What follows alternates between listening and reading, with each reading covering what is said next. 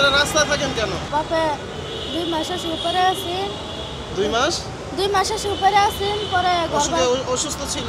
গড়বড় দিতে পারে না, পরে বাড়িওয়ালা বার করে দিছে। পোলাই বড় হইলে ওরে হাফেজ বানাবো।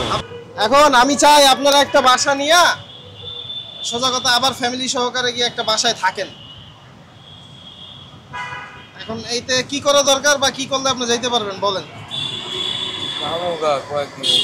কয়েকদিন ভিতরে যাবেন গা? আপনার ইনকামও তো খারাপ না একেবারে। 1000-1200 টাকা যদি একটা মানুষ ইনকাম করে, সাপোজ আমরা কিন্তু খাইটা পিঠা খাইয়া একটা মানুষ 20,000-25,000 টাকায় কিন্তু ভালোভাবে থাকতেছে। এই হিসাবে হয়তো একসময় অসুস্থ ছিলেন।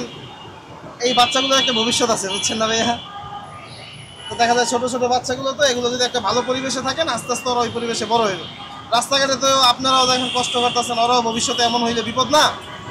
তাই ইনশাল্লাহ ভাই, আপনারা তো রাস্তার মানুষ না, আপনাদের অত বুঝানো লাগবে না। আর মোটামুটি টুকটাক লেখাপড়াও করছেন, বেশি না করলেও, ঠিক না?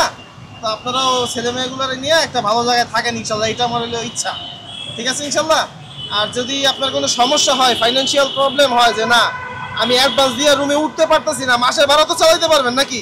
পেশা ছোট না, বাঙালি টোকানার যাই করেন পেশা সবই ঠিক আছে, পেশা সবই বড়। যেহেতু কাজ করে যাইতেছেন সবই ভালো, সমস্যা নাই। ঠিক আছে না ভাই ইনশাল্লাহ? ঠিক আছে ইনশাল্লাহ ভাই, কষ্ট নিয়েন না।